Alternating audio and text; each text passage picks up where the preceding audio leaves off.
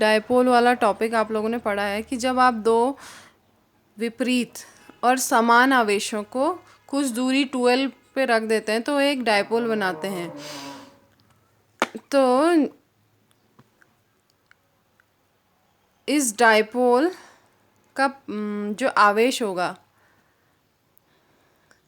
तो इस डायपोल पर जो आवेश का परिमाण है, अब दोनों आवेश एक जैसे हैं, ये भी प्लस क्यू है, ये भी प्लस क्यू है, तो परिमाण दोनों का क्या है, एक जैसा है। तो इनके परिमाण को जब आप क्या करते हैं, मैग्नीट्यूड को इन दोनों के बीच की डिस्टेंस 12 से मल्टीप्लाई कर देते हैं, तो आपको क्या मिल जाता है, विद्युत द्विध्रुव आघूर्ण, इलेक्ट्रिक डायपोल मोमेंट। अब हमने देखना है कुछ एप्लीकेशंस कि जब आप विद्युत द्विध्रुव आघूर्ण को, जब आप इलेक्ट्रिक डायपोल को अगर आप इलेक्ट्रिक फील्ड में रखेंगे तो वो कैसे बिहेव करेगा। तो उसके लिए हमें एक फॉर्मूला फाइंड करना है। तो टॉपिक है आपका एक समान विद्युत क्षेत्र में स्थित विद्युत द्विध्रुव पर लगने वाले बलयुग्म का आघूर्ण। तो यहाँ पे देखिए आप,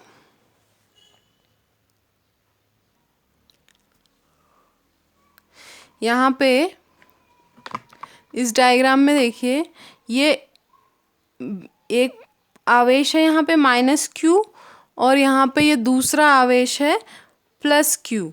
तो ये दोनों एक पर्टिकुलर डिस्टेंस 2L पे रखे हैं। प्लस क्यू आवेश के पॉइंट को A नाम दिया गया है, माइनस क्यू आवेश के पॉइंट को B नाम दिया गया है, और दोनों जो आवेश हैं उन दोनों के बीच की दूरी है 2L। और ये तो ये एक द्विध्रुव आघूर्ण, द्विध्रुव बन गया, डायपोल बन गया। तो यहाँ पे इस डायपोल को देखो कहाँ रखा हुआ है, ये पैरेलल जो लाइंस दिखाई दे रही है यहाँ पे, ये पैरेलल लाइंस आपके रिप्रेजेंट कर रही हैं एक समान विद्युत क्षेत्र को, यूनिफॉर्म इलेक्ट्रिक फील्ड E को रिप्रेजेंट कर रही हैं ये पैरेलल लाइंस। तो ये यहाँ पे आपने E लिखा हुआ है।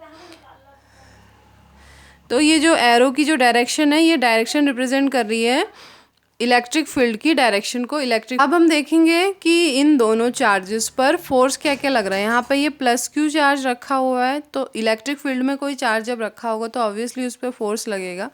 ऐसे ही यहाँ पर माइनस क्यू चार्ज रखा हुआ है, ये भी इलेक्ट्रिक फील्ड में रखा है, तो यहाँ पे भी फोर्स लगेगा। तो हमने पहले पढ़ा हुआ है कि जैसे आपने कोई प्लस क्यू चार्ज यहाँ पे रखा है, ये प्लस क्यू चार्ज है, और आपको यहाँ पे इस पे फोर्स बताना है, इस पॉइंट P पे आपको फोर्स बताना है कि फोर्स की डायरेक्शन क्या होगी। तो हम क्या करते हैं, हम यहाँ पर एक टेस्ट पॉजिटिव चार्ज लेके जाते हैं Q0, फिर देखते हैं कि ये Q0 को आप इस डायरेक्शन में लेके जाते हो,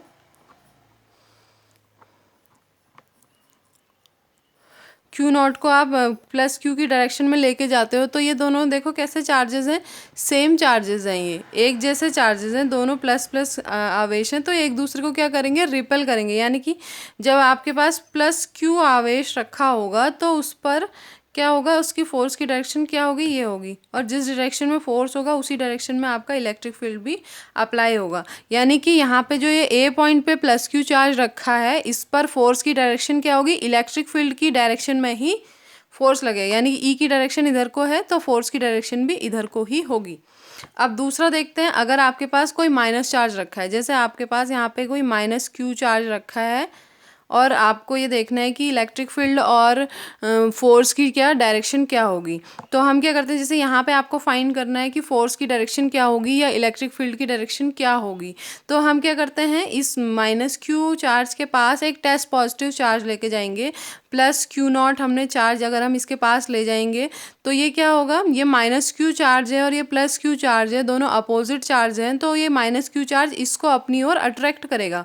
यानी कि इसकी ये इस पर क्या लग रहा है, इसकी डायरेक्शन में एक फोर्स लग रहा है, तो फोर्स की डायरेक्शन क्या हो गई इस केस में, इस साइड। तो ये वाला B पॉइंट पे क्या हो जाएगा, फोर्स की डायरेक्शन क्या होगी, माइनस क्यू चार्ज के कारण फोर्स की डायरेक्शन क्या हो गई, इस डायरेक्शन में फोर्स लग जाएगा, जो कि अपोजिट होगा किसके, इलेक्ट्रिक फील्ड के।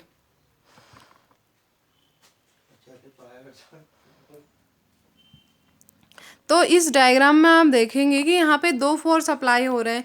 यानी कि A पॉइंट पे इस डायरेक्शन में फोर्स लग रहा है, यानी कि ये फोर्स A पॉइंट को इस डायरेक्शन में मोड़ने का ट्राई करेगा। और ऐसे ही बी पॉइंट में देखो, बी पॉइंट में इस डायरेक्शन में फोर्स लग रहा है, यानी कि ये वाला फोर्स इसको इस डायरेक्शन की ओर शिफ्ट करने का ट्राई करेगा। यानी कि यहाँ पर जो ये इलेक्ट्रिक डाइपोल रखा हुआ है, यहाँ पर कपल ऑफ फोर्स लग रहे हैं, दो फोर्स लग रहे हैं। देखो यहाँ पे इस डायरेक्शन में फोर्स लग रहा है और यहाँ पे इस डायरेक्शन में फोर्स लग रहा है। तो जब ऐसे फोर्स जब अप्लाई होते हैं तो उस केस में यानी कि यहाँ पर आपका क्या हो रहा है, एक ही क्रिया रेखा में दो फोर्स अप्लाई हो रहे हैं, एक इस डायरेक्शन में और दूसरा उसके जस्ट अपोजिट डायरेक्शन में।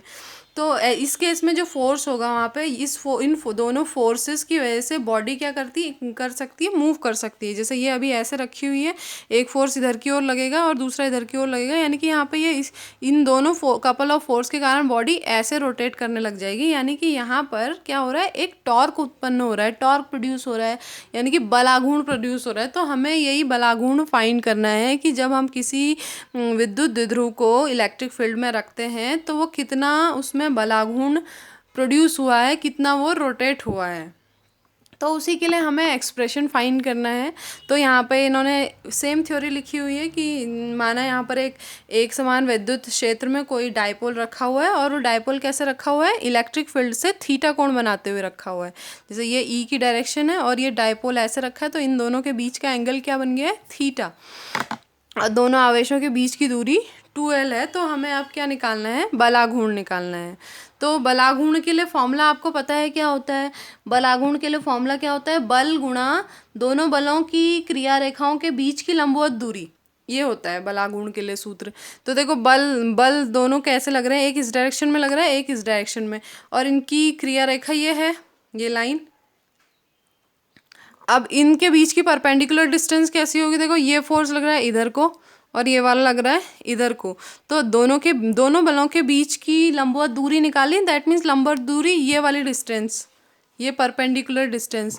तो यहाँ पे ये परपेंडिकुलर डिस्टेंस आपकी कैसे आ जाएगी, ये एंगल आपका थीटा है, ये डिस्टेंस 2L है।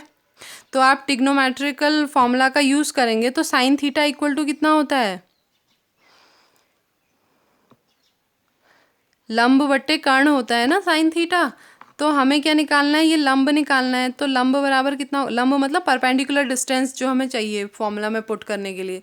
तो ये L इक्वल टू कितना हो जाएगा, यहाँ से साइन थीटा इंटू कर्ण कितना है 2L। तो लंबवत दूरी कितनी होगी, 2L साइन थीटा, जो कि लिखा है यहाँ पे। तो हम अब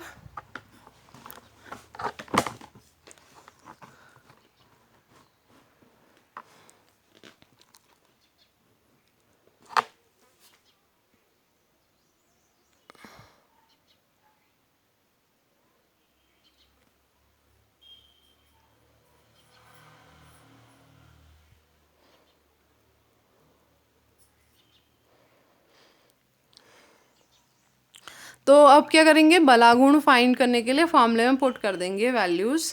तो बलाघूर्ण का फॉर्मूला क्या होता है, बल गुणा टाउ इक्वल टू बल गुणा दोनों बलों के क्रिया रेखाओं के बीच की लंबवत दूरी। लंबवत दूरी अभी हमने निकाली है, लंबवत दूरी कितनी निकाली है, 2L साइन थीटा। और बल को आपने F से ही डिनोट किया है तो आप F ही लिखेंगे। और आपने इलेक्ट्रिक फील्ड की डेफिनेशन से फॉर्मूले से पढ़ा है, E इक्वल टू क्या होता है, F अपॉन क्यू। तो यहाँ से F कितना आ जाएगा, F इक्वल टू क्यू ही आ जाएगा। तो ये F की वैल्यू यहाँ पे क्यू ही पुट कर देनी है और लंबवत परपेंडिकुलर डिस्टेंस आपकी 2L साइन थीटा है। तो ये आप मल्टीप्लाई करके लिख लोगे 2QL E साइन थीटा। अब देखो ये 2QL क्या हो गया, 2QL किसको रिप्रेजेंट कर रहा है, Q इंटू 2L को, मतलब आवेश तथा दोनों आवेश के बीच की दूरी का गुणनफल, जो कि आपका क्या है, इलेक्ट्रिक डाइपोल मोमेंट, P से रिप्रेजेंट कर रहे हैं जिसे आप।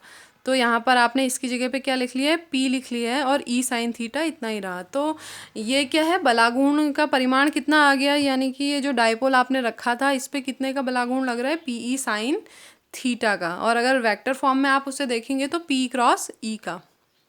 ठीक है, अब देखना है कि मैक्सिमम कब होगा, टाउ मिनिमम कब होगा। तो ये वैल्यू डायरेक्टली किस पे डिपेंड कर रही है, इस थीटा पे। थीटा की वैल्यू बढ़ेगी घटेगी या जो भी होगी, टाउ की वैल्यू उस पर डिपेंड करेगी थीटा की वैल्यू पे। साइन थीटा की मैक्सिमम वैल्यू देखो कहाँ पे होती है, साइन थीटा की मैक्सिमम वैल्यू 1 होती है, जो कि कब होगी, जब थीटा इक्वल टू आपका कितना होगा 90 डिग्री। तो थीटा इक्वल टू 90 जब होगा आपका, तो उस केस में क्या हो जाएगा, tau equal to P E आ जाएगा। तो ये क्या है, थीटा के 90 होने पर आपकी टाउ की मैक्सिमम वैल्यू होती है। तो यहाँ से पी कितना आ जाएगा, टाउ मैक्सिमम अपॉन ई। ऐसी मिनिमम जब थीटा आपका ज़ीरो होगा तो उस केस में टाउ भी क्या होगा,